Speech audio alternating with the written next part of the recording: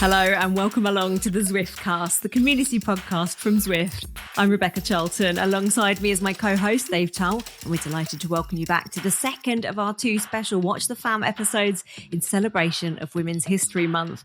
Welcome to our regular listeners and to new ones joining us for the podcast rides and that exclusive unlock of the Watch the Fam headphones. Coming up today on the Zwiftcast.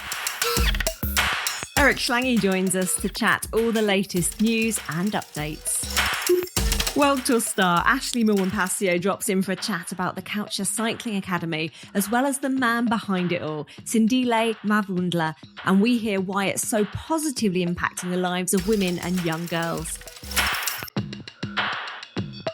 And I'm really excited to say that the wonderful creator of the Zwiftcast, Simon Schofield, is joining us later on to talk about the launch of his YouTube series.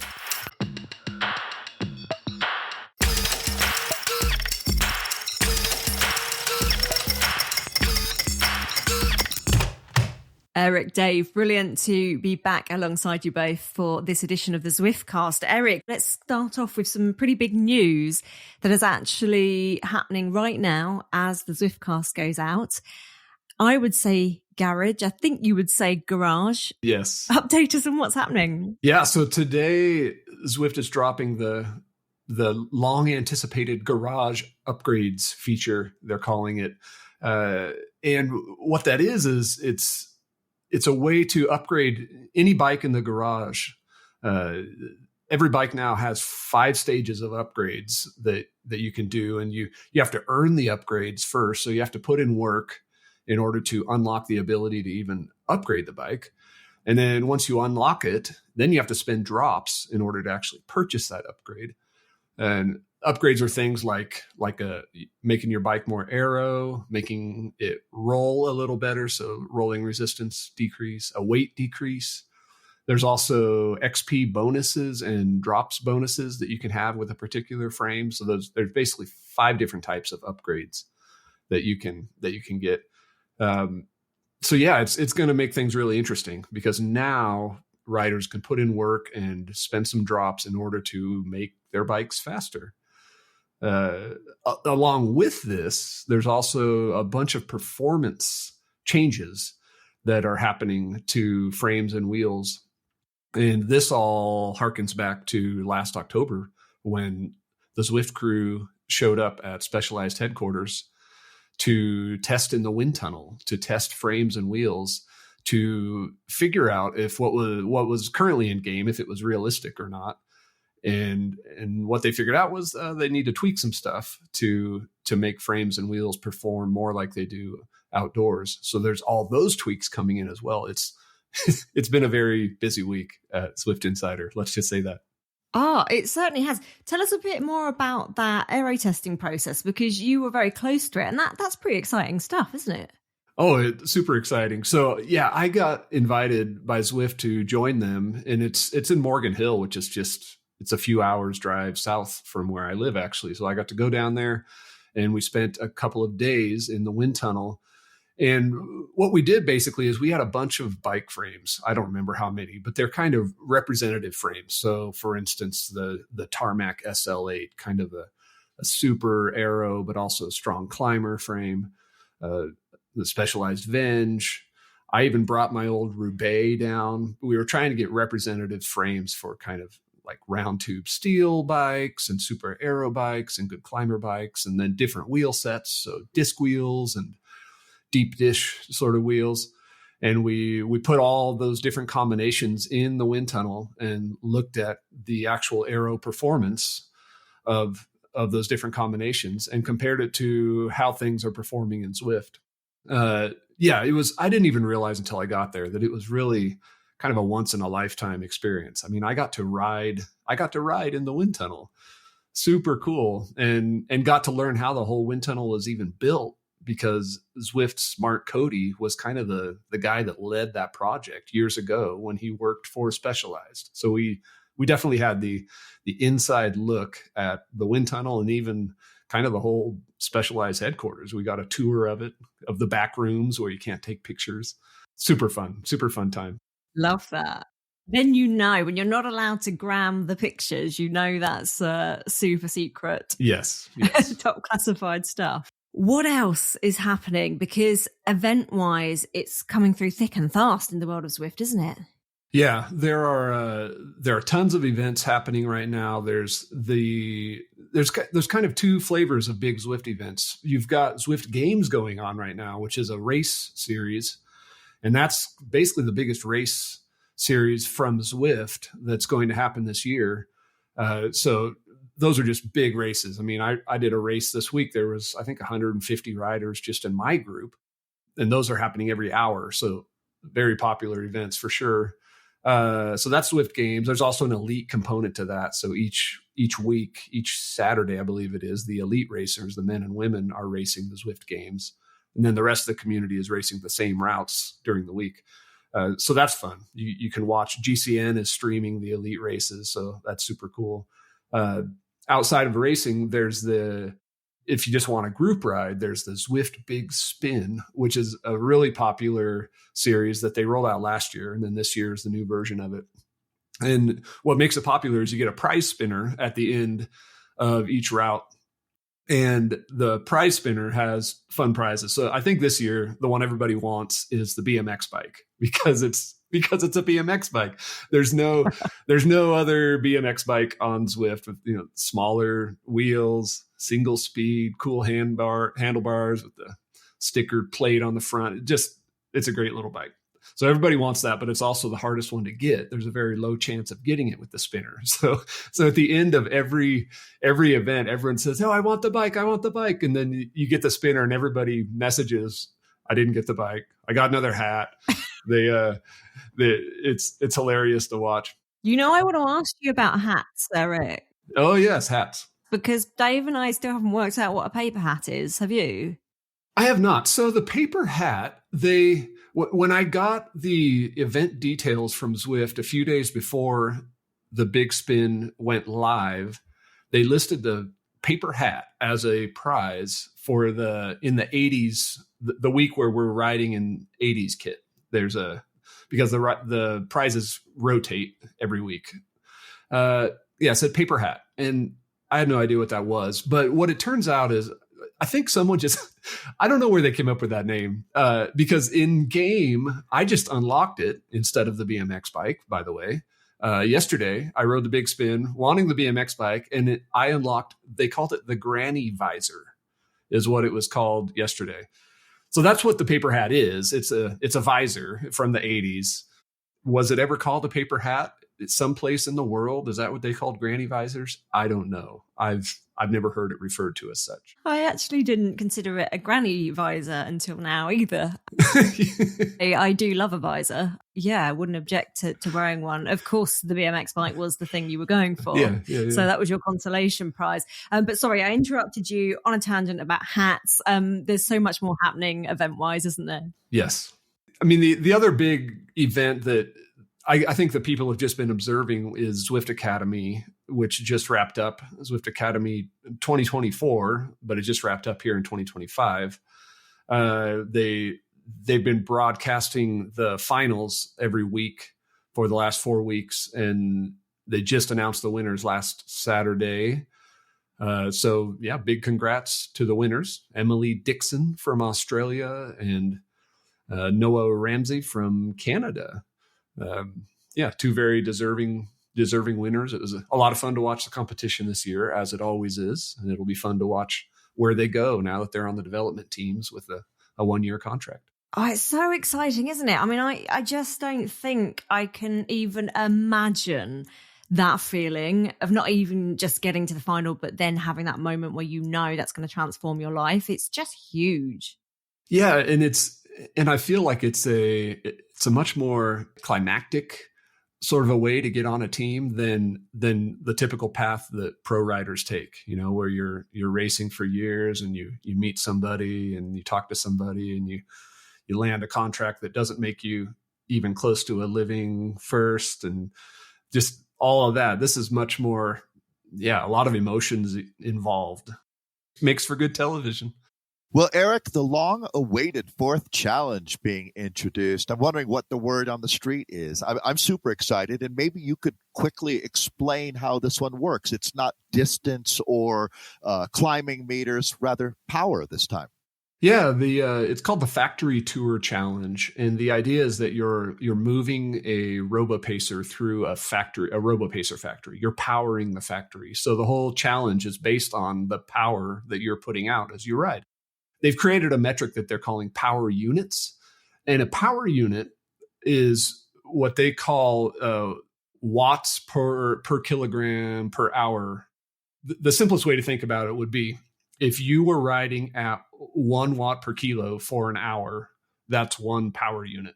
So if your typical Zwift ride, say you're averaging 2 watts per kilo in a typical Zwift ride, and you ride for an hour, you're earning 2 power units. And that's how the whole thing is tracked. It's just based on that. So to get to the first stage of the challenge, you have to do 250 power units. So it'll take a while. But it's like the Climb Mount Everest challenge in that there's a secret extra challenge. So 250 power units unlocks a cool pair of socks, but then an extra 600 power units after that unlocks an even cooler pair of socks. Zwift loves their socks. I'm excited to see who the first person to get to 250 units is. I was kind of running the math for myself, and it's certainly not going to be me. That's for sure. I'm only up to 9 right now. But any guesses on who that might be, Eric? Are there anybody in our community? This seems like a Teppo Lorio kind of challenge. I was going to say the same name, Teppo, because he's the guy who back when they released level 100. So we were capped at 60 and they went from 60 to 100. And I remember being in a meeting with someone at Zwift. And they said, yeah, we figure nobody will get to it for another, 4 months or so. It'll take even the strongest riders. Teppo says, hold my electrolyte drink. And I think it took him 3 weeks. He decided I'm going to get all 40 levels in whatever it was December. So Teppo is also the guy that in a trial period was able to get a concept bike. Yeah. Right. I mean, if you think about that, that's 50,000 meters of climbing in a week, basically. Yeah. The guy's a beast. I know there's a dude who works for Zwift. His name, I mean, he deserves a shout out for sure. His name is Ferenc. Anytime that there's testing where they need real world testing of someone who rides a lot, it's him. And I believe he's already unlocked the entire challenge because they were testing it internally before they released it. And I think he went through the whole thing. The guy, I don't know how many hours a week the guy rides, but he rides a lot. So shout out to him for sure. Yeah, that's absolutely incredible. So the answer is we've already got someone who's finished it. Yeah. Yeah, there's definitely an internal employee who's done it. Awesome. I need to get a move on because I love socks. Love me a good pair of socks, and I'm nowhere. I'm even further behind Dave. Well, and these socks, these are the next, because we have fire socks and we have the confetti socks. So those are 2 socks where there's an in-game animation that is linked to them. These 2 pairs of socks have a similar thing where it's based on the power you're putting out. So as you hit certain watts per kilo levels, it animates your wheel. There's like an electronic effect or a lighting effect on your wheels. I haven't even seen it for the more advanced effects yet, but I'm sure it'll look cool. But they are very special socks. They don't just look good. There's some cool visuals. Eric, we're just pausing for breath after that plethora of incredible events on Zwift. Have we missed anything? Yes. That's the thing with Zwift is you've always missed something. There's always so many events going on. We do a post about notable events every weekend, and we only pick 5 on Zwift Insider, and there's always more than that. By the time this episode airs, actually, there will have happened the Sunday before this episode releases. There's a super cool Alp event with a guy named Ryan Condon, who's a YouTuber, and he wants to set a new PR up the Alp. So he's created this event and he's been publicizing it. And Zwift, I think he worked with James Bailey at Zwift to kind of make it an extra special event with some RoboPacer bots at various effort levels. And he's got hundreds. I mean, there was, I think, 500 people signed up for it last I looked, and that's several days away. So there's events like that happen all the time. Just super cool, exceptional events. And I try to keep my head above water and publicize them some on Zwift Insider when I can, because I just think they're so special. But with such a big community, there's always something. There's always something that you're going to miss. But that's the beauty of it, is that means there's always something for you to catch, always something good. Do you ever take a day off and completely check out on Zwift, Eric? I do. It's this time of year. It's really busy, and especially with the garage upgrades stuff that's coming. It's been a really busy week, and next week's going to be just as busy. But I try on the weekends basically to check out. So I usually ride outdoors if the weather's good. I think it's good to have a break. You know, Rebecca, it really hit home for me when I was out riding yesterday on Zwift, and Eric and I ran into each other, how strong that community is. Because everything when you're out riding really does change when you know somebody else that you know is with you. Eric, does that happen to you every single time you ride, being Zwift Insider? There's pretty much always names that I recognize for sure when I'm out there. Sometimes I know them better than other times, but like yesterday, what I did is I rode the Big Spin event, and then I thought, well, I need to ride for another half hour or so. I'm just going to pop up the people I follow list and see if there's anyone I want to pop in with. And there you were. So I just popped in and said hello. There's always somebody. That was awesome. Oh, I absolutely love it. Eric, thank you so much for joining us. And of course, we hope you'll come back very soon. Hey, I would love to. Right on. We now turn our focus to the Khaltsha Cycling Academy, first to talk about why it's so important to her to support its great work and tell us more. It's friend of Zwift and AG Insurance Soudal rider, Ashleigh Moolman Pasio.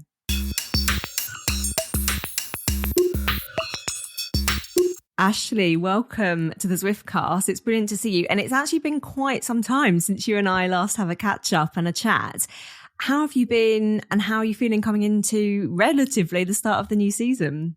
Yeah, I'm doing very well, thank you. I'm very happy to be once again part of my amazing AG Insurance Soudal team. We really have an amazing team going. You know, it's a real wolf pack, a family environment. And I had a challenging year last year with breaking my back, but I must say I'm happy with how things are going, and just taking step by step, coming back to the highest level and to racing. You are incredibly resilient. How do you keep such positivity when you're coming back, not for the first time? Yeah, I seem to really relish on challenges somehow. Like, setbacks just give me extra motivation. And I suppose that comes a lot from, riding for a purpose, being purpose-driven, having a community around me, the Rocker Corby Collective community, and our purpose, which is Khaltsha Academy. So I just feel like I'm doing it for so much more than myself, or doing it for so much more than winning bike races. I'm doing it to inspire others. And that's what really helps to motivate me through the challenges and helps me to come back. And of course, we will dive right into that Cycling Academy in just a moment. But I have to touch upon Zwift and ask you how pivotal that's been in rehab, because it must be a stepping stone to getting back. Yeah, I must say Zwift, after the COVID pandemic in 2020 became a really big part of my life and continues to be a big part of my life, irrespective of the injuries or the setbacks. Of course, after the back injury, I think it was literally 10 days after I broke my back in a full back brace. I was on Zwift and training again, just because, it was an Olympic year. The Olympic Games was coming up. The Tour de France Femme was coming up. It was still something that I hoped to race, and gave me the motivation to keep going. And of course, as I mentioned, I have a virtual community which uses Zwift as the enabling platform. So that was another reason, to be on Zwift, to have my community around me, joining me for training rides. It was really, really encouraging. Zwift is a big part of my life. Oh, it's huge, isn't it? I must say we're really delighted to see you back and looking so well. It's brilliant to see. And let's now talk a bit more about the Khaltsha Cycling Academy. You've mentioned it's really important to you. And something I will get to actually is just how much you put back into the sport. And I'm fascinated how you managed to juggle all that, but we'll get to that in a moment. But for anyone that doesn't know anything about the background of the Academy and why and how you got involved, could you give us a little bit of background? Yeah, I mean, I have to say from the onset of my career, like really, really early on, I just realized what a big part cycling played in helping me to become the woman that I am today, independent, strong, confident. That wasn't who I was when I first started riding my bike. And it was through cycling and the people around me, the community around me that helped me to grow in strength physically on the bike and then to grow in confidence and to become the woman that I am today. And so empowerment has always been synonymous with cycling. From a personal point of view and just my view on the world. And so very, very early on in my career, I really felt a big urge or desire to pay it forward to Africa and to use cycling as a form of empowerment. I come from South Africa, a country on the southern tip of the African continent, but it's a really big continent and there's a lot of challenges that women face day to day on the continent of Africa. And I really felt, cycling was a way to help these women to grow in confidence and to realize their full potential in life. And throughout my career, of course, in the beginning, it had a lot to do with real life riding, so an African team. And I used to watch the MTN Quebecer team, Dimension Data in the later years, and how they were creating a pathway for male cyclists.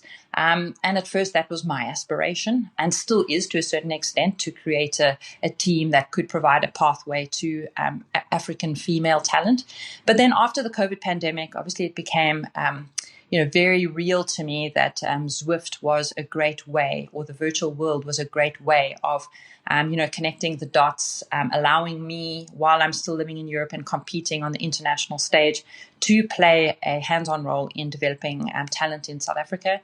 And also it struck me that, it created just such a safe environment and a much easier entry point for women into the sport. Because if you're in the safety of your home or a safe environment on an indoor train, it's way less intimidating to ride a bike. And so that's where, things started to come to me that, well, also a big challenge in Africa is education.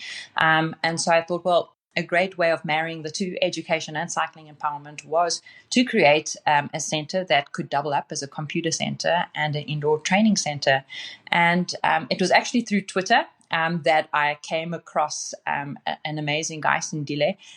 He was busy with work in Khaltsha Township with a bike shop out of a shipping container and trying to empower young female riders, taking them to local races.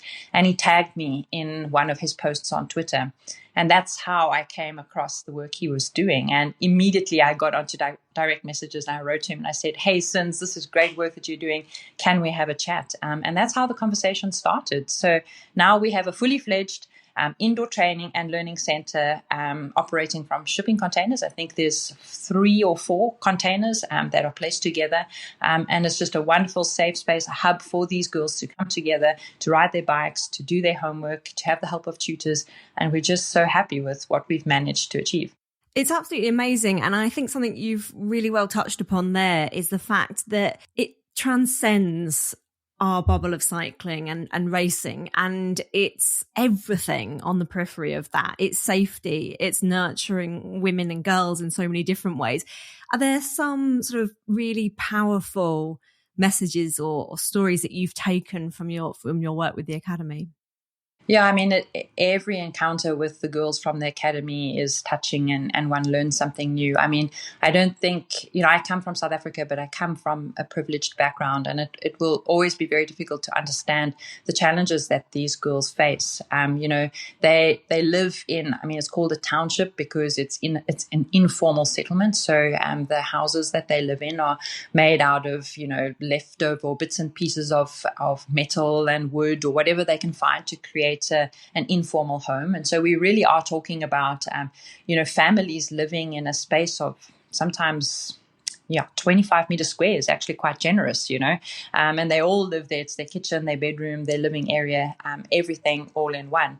And so, these girls face a lot of challenges from, just putting food on the table. Often it really is expected that the girls don't pursue their own ambitions in life in terms of careers and stuff, but that if they have any spare time, that they're expected to be at home helping, cooking, looking after the little ones. Sometimes they have, brothers and sisters that they have to help look after. And it's also just kind of frowned upon for women to, pursue their own aspirations, let alone ride a bike. So we're just seeing that, we're trying to change the narrative, to break down these barriers, and to help these girls to realize that there is more to life, and that they have every right to chase their ambitions and to become the best version of themselves. And so, just hearing the stories of the challenges these girls have to face, sometimes long distances that they have to travel to school, or to be able to even come to the academy, all sorts of challenges, from power outages, access to learning materials, to bicycles. So we're just really, really happy to have created what is now started from one shipping container, now has expanded over the last 3 years, but it's a really nice hub for the girls. They have a little lounge space where they can hang out, chat. They have, a computer center where they can do their homework with the help of tutors. And then it doubles up as a space to ride on Zwift. So once they've finished their homework and they've done what they need to do, then of course they can have fun on Zwift. And it's just great. The community, Rock Corporate Collective, can join them on rides. I can join them on rides. It's just amazing to see how these girls have just grown in confidence. In 2023, we started with the one shipping container, and the aim was just to get entry-level bikes for these girls. And when I was back in South Africa, handing over these bikes to them, brand new bikes, entry-level, but brand new, the smiles on their faces, they couldn't believe it, the joy just to receive a bike that had their name on it. So it's just really incredible. There's just the stories continue to come in, and inspiration is amazing. And as I said, that's what motivates me to continue to ride every day and to perform at the highest level, is to continue to inspire these girls and to continue to raise funding to take the next steps in the project.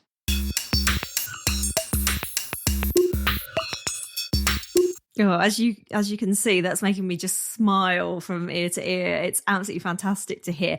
And finally, how do you juggle it all, though? Because it is no small feat to be at the level that you're not only at now, but have maintained for so many seasons now, but also giving back before you've retired. That's something that not a lot of riders achieve. And you've already done that. It is staggering. And I know you're modest, but I have to touch upon just how you juggle it all, Ashleigh. Yeah, it can be challenging at times. It takes good time management, also, compartmentalizing. So, when I'm at home and I'm training and I'm in my normal routine, I can have the daily routine of, doing emails first thing before I head out on my ride, or keeping up to date with meetings with, the people that are helping me to do this work. Of course, I have to have a team, so very much like cycling is a team sport, and I join my team to race. I also have multiple teams that help me to achieve all the things I try to achieve outside of cycling. And then, of course, when I go away to the race, I do have to kind of put things away in the box and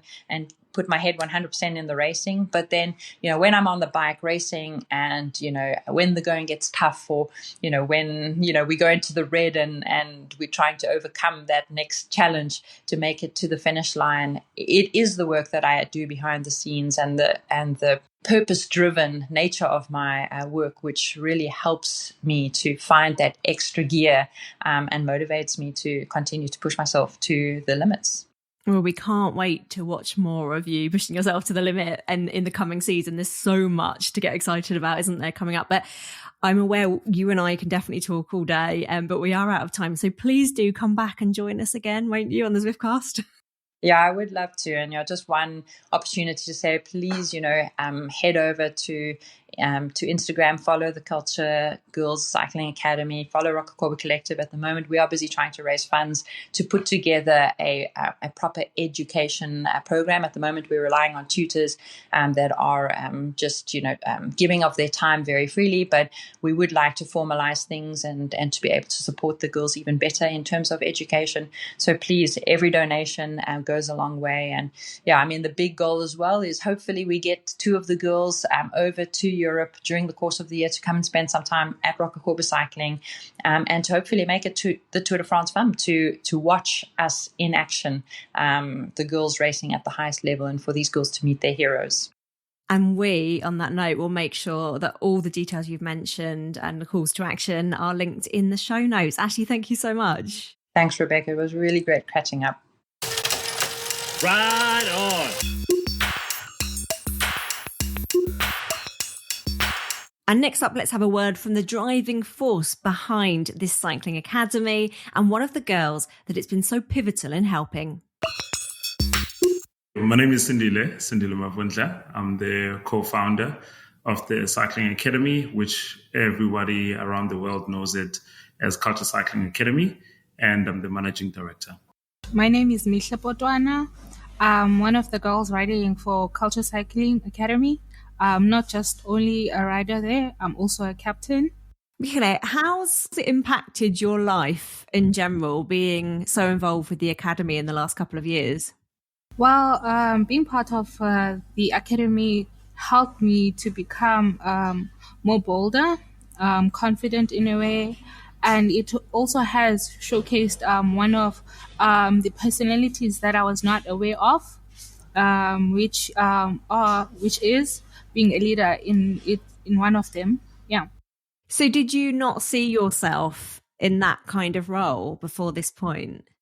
Not at all. As I mentioned earlier, I was in a different team before this one. And at that team, I was the only female. And the boys they always left me in the middle of nowhere all the time.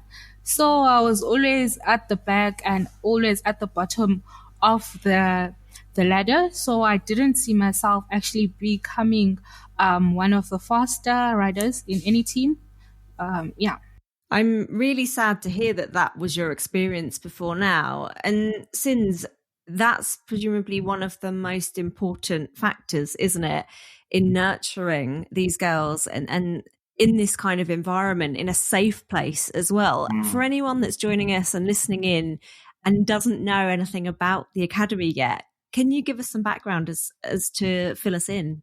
No, thank you. Thank you, Rebecca. And just to say also, I'm discovering this from the first time, I've known Mihle for quite a while. And every time, she shares a story, I pick up quite a lot of new things and also new answers. And it just confirms why we're doing what we're doing. And the reason why we're doing what we're doing is really to build champions on and off the bike. And that's truly at the essence of it.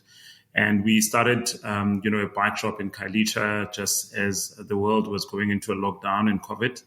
And the bike shop mushroomed into this amazing community of cyclists in Khalitsha. And you can imagine Khalitsha is the second biggest township in South Africa. And the township is basically, for those who don't know, a partly informal settlement. You have over 2 million people that stay in this area. That is so huge and so vast and so diverse. And women are coming out, women and girls, and they're saying, we want to learn how to ride a bicycle, because bicycles in particular in our culture have always been reserved as this, mode of transportation for men. And I remember personally my own story, my mother really wanting to, buy me a bicycle and also having ridden a bicycle during her time of work as well. And, also my younger sister knows how to ride. My big sister knows how to ride. So that whole cycling, journey has always been kept in the family. But as we saw a lot of women and girls wanting to learn how to ride, we decided that let's start a bicycle academy, and the cycling academy where riders like Mihle that want to pursue cycling as a form of sport and see cycling as a way out. And let's give them that opportunity. But then it also quickly changed to say, let it be about cycling, yes, but also let's introduce other programs. Let's introduce mentorship. Let's introduce educational support. Because, as a rider, as Rebecca, you would know, if anything can happen to you in the peloton, you would crash. God forbid, what then happens to you? You need to have something, a safety net to follow on. And education for us has always been that. And we started with 7 girls. And out of that, we then ended up with 30 girls, working with Ashleigh Moolman Pasio, who's our icon in the academy, who really came into the forefront and said, listen, I'm all about what you're doing in Khaltsha, and I really want to support and share my knowledge with these young girls and see what bridge can we create between Rokokoba Cycling and also the Khaltsha Cycling Academy. Is there synergies there? Can we get these young riders with great potential to cross over to the other side, and we see if ever we can nurture their talent? So we find ourselves there now, and it's been 2.5 years. We're entering into our 3rd year now, it's been incredible. We're 2 riders that went to do the London to Paris last year, which was fantastic, and potentially we have 2 more riders that are going to Spain this year. So it's been amazing. It sounds it. It really does. And we've briefly touched upon Mihle's story there, but you must have seen the real impact this has had on so many of these individuals. Could you tell us a little bit more about how you're seeing this transform people's lives? And you mentioned it before, the bicycle is so powerful, and it really transcends one essence of that. No, indeed. We normally have a tagline that says, bicycles change lives. And we look actually at ourselves, as the founding members of the academy, and we say how bicycles have. For me, as a guy that grew up in the township, born in the Langa township, grew up in Khaltsha, bicycles have taken me almost everywhere around the world, and I've been very fortunate around that. But also, I've seen the impact that we're doing on some of actually all of our academy members. For example, one of them is Mihle. Mihle came into the academy, as a long distance runner, and she came through. She wanted to learn how to ride a bicycle for the first time. Most of our riders, they came to the academy not knowing how to ride a bike, having terrible results at school. The self-confidence was way down, and they wouldn't even be able to look at you in the eye to have a conversation because they're so shy. They're so uncomfortable. They don't know. But the bike has that ability when you start riding, and you can go from, falling off, and now you're actually being able to stabilize the bike, stand, stop and start. Your confidence also grows. And just by that part of the impact, we have seen such a dramatic change from Mihle. She has become this explosive rider that is so powerful within the team, but also personality-wise, she's starting to change. She's starting to adapt into new ways of doing things. And funny enough, we were having a conversation with her last week to say, right now, your vocabulary has changed. You are seeing places that you have never been able to see. You are going to meet people that you have never been able to meet. And this is through cycling. And she was so, fantastic. She passed her grade 12. Graduated from grade 12, finishing high school, which was fantastic for us to see. And she was using her bicycle to go to school every day, saving the money that her mother will give her to commute to school. So the power of bicycles have gone way beyond just, being able to ride, but it has infiltrated in every aspect of her life. It's so huge, isn't it? And we can't overstate that, to be honest. And I must ask, how does Zwift tie in to all the work that you're doing? And I must say, actually, Zwift, came as a blessing, a massive, massive, massive blessing. We won't shy away from the fact that, in Khaltsha, in terms of cycling generally in Cape Town, Cape Town is becoming an aspiring cycling city. But also we realize the risks that our riders are exposed to. And that could be also getting into an accident with a private motor vehicle, and also potentially, facing some particular dangers there and there. So when we spoke to Ashleigh and she introduced us to Zwift, and we were like, what is this thing? How can you ride an indoor bicycle and still get the same satisfaction, still connect with people, and still make friends, and still get like a really powerful workout out of this without having to go outside? So we were very fascinated. So I took one of the indoor trainers, and I was like, I need to try this before I introduce it to the girls first. And it's revolutionary. I mean, the amount of connections I've been able to make through Zwift, and also what it has done for our girls, because we don't now have to worry about their safety. The fact that they can actually come from school, get to the center, get a tutor, after that jump on Zwift, do a solid 1 hour training session, has been really, really fantastic for us. And we recently received 2, and I'm going to brag right now, we recently received 2 Zwift bikes, the Zwift rides, and they are phenomenal. The fact that anyone can be able to adapt the bike and be able to ride it is fantastic. It's an amazing resource, isn't it? Because like you say, it's so easy to just change the saddle height, change the bar height. And for you, as I say, that resource, then you can span many different riders being able to use it, right? No, indeed. And I mean, that's one thing that we've been missing. We had these indoor trainers, smart trainers before, and now you had each rider having to come with their own bike, right? And having to, undo the rear wheel and mount the bike on the smart trainer. Now we have these beautiful, bicycles already set up, and you can actually just get in, take your multi-tool underneath, and just easily 1-2-1-2 and set up, the saddle height, the handlebars to your liking. And lucky, we've been very fortunate. We have computers at our center, and really good Wi-Fi, so you can just actually come in, log into your account, jump on Zwift, do your training session. And the girls currently are doing their Build Me Up session, which is a fantastic training program that they're doing. So just to be able to have such a tool, we have seen such incredible results just now on the Cape Cycle Tour, which is the biggest African timed race with over 35,000 people that do it every year. And I think it's this was the 49th year that the cycle tour has been around. And we saw even Mihle, the rest of the guys,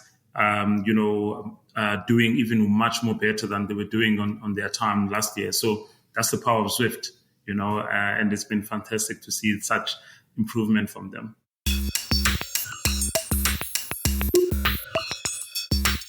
Mihle, you've been nodding along there and smiling. How much have you enjoyed being able to get onto Zwift? It has been like a great experience for me because it built me up and I'm much more stronger on the road than I was before Zwifting. It has its own challenges. It can be very hard at times, and it can be a challenge. And we used to have a fight with our coach that we didn't like Zwift at first, but now we kind of fell in love with Zwift because it made us very strong. It's a love-hate relationship. Yes, it is. It is. And now I understand why he pushes us to actually Zwift all the time.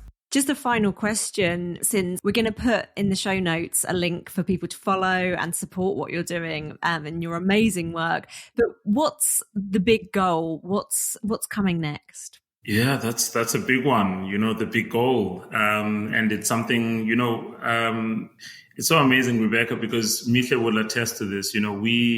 We started this out, this academy with the goal of, wanting to just give girls the platform to ride bicycles. And it went from just purely riding to school to racing, and from racing to education to mentorship, and also to having self-development sessions that they have on a monthly basis, and also individual counseling.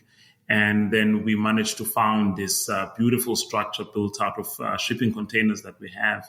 I think right now our goal actually has been, it's 3 goals really. It's that we want to create a very impactful and strong development cycling team with and I can actually say this confidently. The team that we have in South Africa, it's the only Black female racing team that exists in South Africa. I don't know any other apart from our development team. And secondly, also what we want to, the bigger goal is we have a target that we want to at least get 2 of our members this 2025-2026 year to go and actually race in Spain, which is currently in the works right now. And the third part is that we definitely, so grateful to have formulated a very strong partnership with Zwift. And we are hoping that at least 3 of our riders will actually participate in the Zwift Academy. And hopefully all 3 of them can actually make it to the final list, and they can go overseas and be part, of what we see on the GCN show, and be part of that selection. That for us is quite a massive goal. But maybe as a last parting shot is that we stand a very good chance as an academy to represent even our country, South Africa, in the esports world champs. So we are working currently with Cycling South Africa to see how we can actually get ourselves accredited, and so that we can actually be part of representing our country. So yeah, it's quite a lot of work to do, but we're lucky to have people like Mihle as well, who really so driven and so passionate to see these goals being achieved. I mean, I'm asking you there about future big goals, but you're already achieving so much, and I really can't say that enough. Sins and Mihle, thank you so much for joining us. It's been wonderful to have you. Thank you so much. Appreciate it. Ride on. Next up, I'm delighted to welcome back to the podcast he created. It's Simon Schofield. Simon, thank you so much for joining us back on your Zwiftcast, the podcast that you, of course, created. And firstly, maybe a big question, but how are you? How are you doing? Well, I'm pretty good, Becca, to be honest with you. I mean, I will not pretend that it hasn't been a difficult winter. It's been a very, very challenging winter for me. But as the kind of spring flowers begin to bloom and the green shoots appear on the trees, I'm actually feeling pretty good. I've been out on the bike a couple of times. I've got a program with my coach. I've got a couple of green squares on my Training Peaks calendar. And I'm feeling generally optimistic, to be honest. I mean, clearly I am living with stage 4 cancer, and that has an effect on you. But I try and push it into the background as far as possible. I've got this great goal and focus now, which, of course, is my great passion in life, which is cycling. And the goal and focus is to recover from the hideous chemo. I will not be a brave soul and pretend that I enjoyed chemo. I hated every single minute of it, largely because it confined me to an armchair for 5 months. But I've now got this goal to recover from it and get fit enough to get back on the bike and enjoy being back on the bike. So yeah, long answer, short question, but I'm feeling okay. And there's, of course, so much I could ask you on the back of that, but you've actually decided to share all this now and to tell people more about not only what you've been through, but now what your new goal is and where you're at in a YouTube series. Tell us about it. Yeah, I still can't quite work out whether this is a good idea or not, but As I was saying to you guys just before the record, the one thing I miss about my previous life when I worked in TV, and the one thing I miss massively about the Zwiftcast, is not all the organising and the logistics and getting Shane out of bed at 2 a.m. and Nathan back into bed at 7 a.m. or whatever we did. But the one thing that I miss is the creativity. And I wanted to have a creative outlet, and I also wanted to make myself accountable. And I also, there's a kind of slight educational element to it, I guess. But the idea of the channel is the first couple of episodes focus on how horrible chemo was and what it did to my body and how miserable it was and stuff. I mean, I try not to be too miserable, but there is a bit of moaning going on, I have to tell you. But then after that, it is all about this, my campaign to get some normality back into my life. And normality for me is being on the bike. But being on the bike after 6 months of chemo, 5 months of those confined to an armchair, it's not that easy. So I figured there'd be enough material there so that I wasn't struggling to, just ramble away about nothing. I thought there would be some genuinely, I hate this word, but content, some good content there. And I still, like I say, I'm still not certain it's a great idea. But I guess the audience will tell me if it is or not, won't they? They'll either watch or they won't, or they'll engage or they won't, or people will find it useful or funny or amusing or entertaining. I don't know. They might not find it any of those things. But in some senses, Beck, I don't really care. I'm kind of doing it for me. Actually, I'm doing it for me. It is, like I say, it holds me accountable, gives me a creative outlet. And if people watch and enjoy, great. And if they don't, I don't really mind too much either. But on that, Becca, would you permit me a blatant plug? The channel, in a nod, quite a heavy nod to my long association with Zwift, is called Simon Rides On. I was quite pleased with that, actually. I was hoping for a round of applause from you guys then. I think that's quite a good channel name. If you're interested in looking for it and sharing my ride back to fitness, go onto YouTube and search for Simon Rides On. Who knows whether people will like it or not, but I like doing it, so it's fine, eh? Well, they absolutely will. Dave and I are nodding along here because we have, of course, had a sneak peek of the first few episodes. I feel very privileged to say that.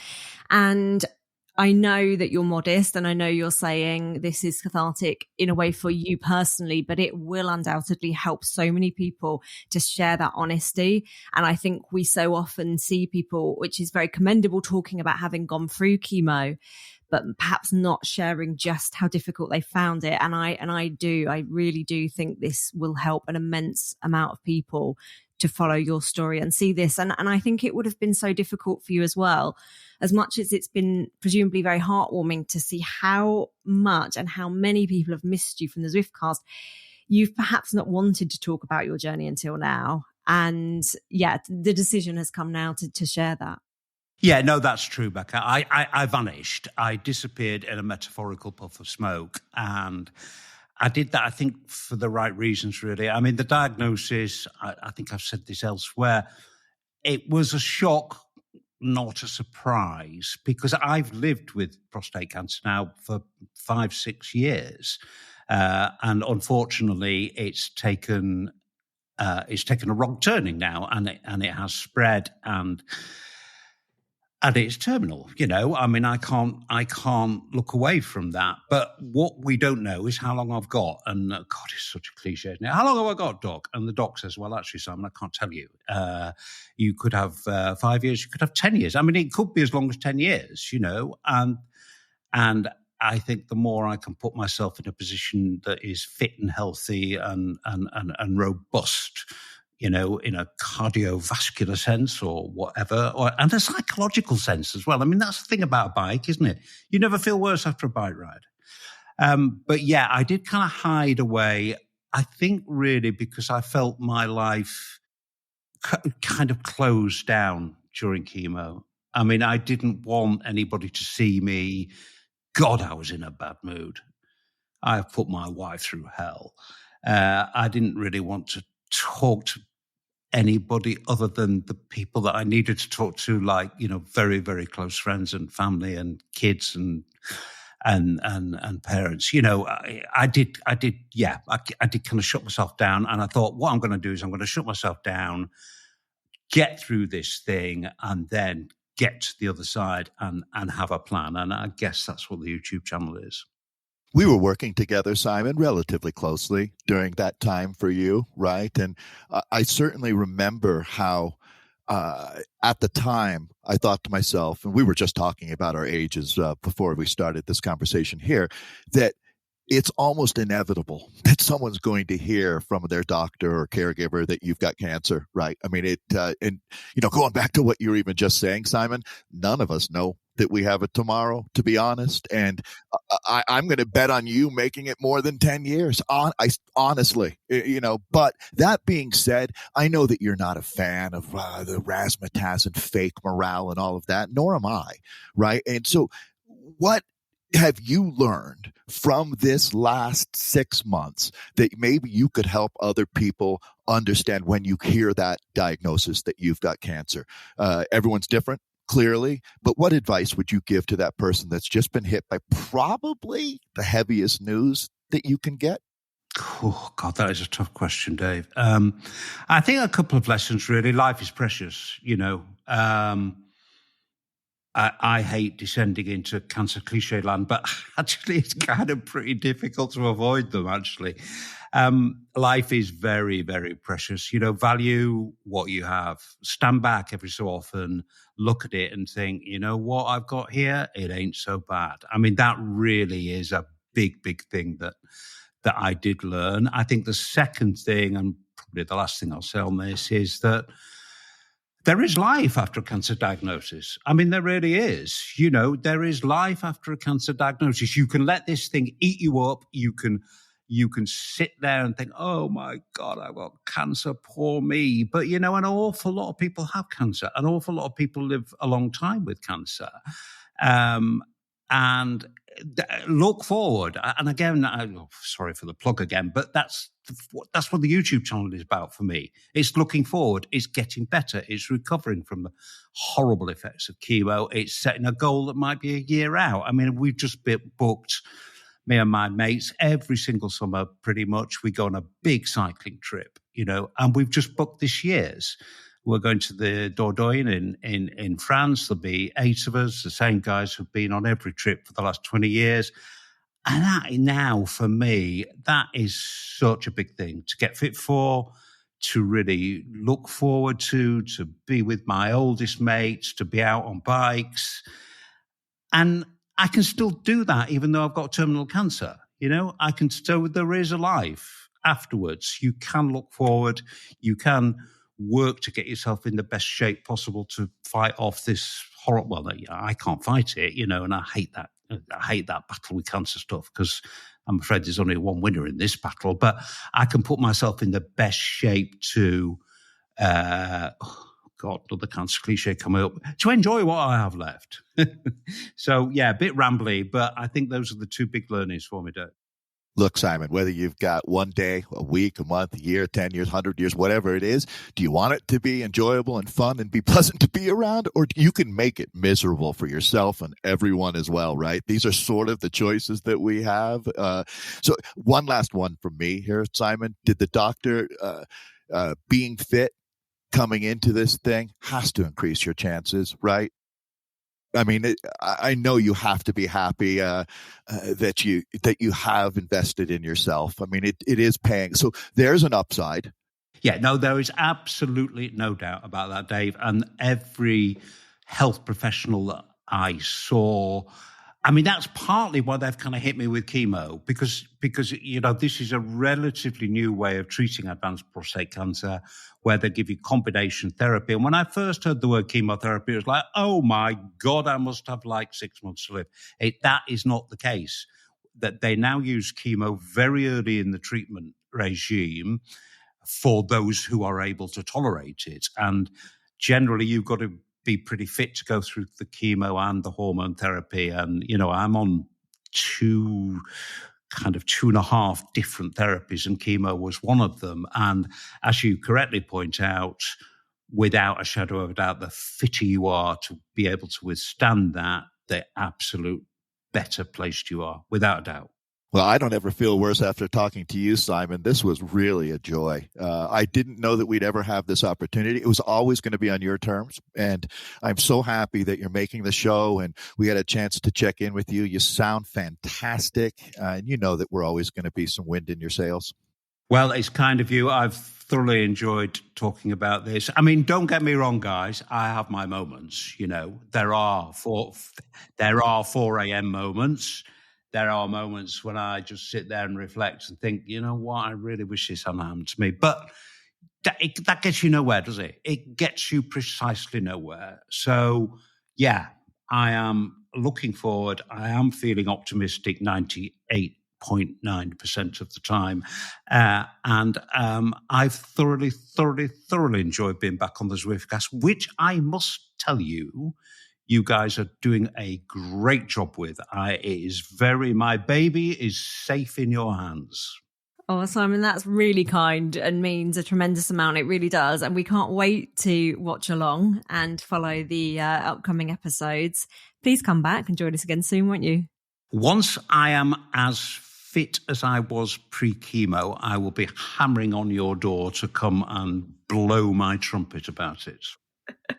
We look forward to it, Simon. Thank you. Right on, Simon. Yeah, good luck with everything. Lovely to talk to you. Right on.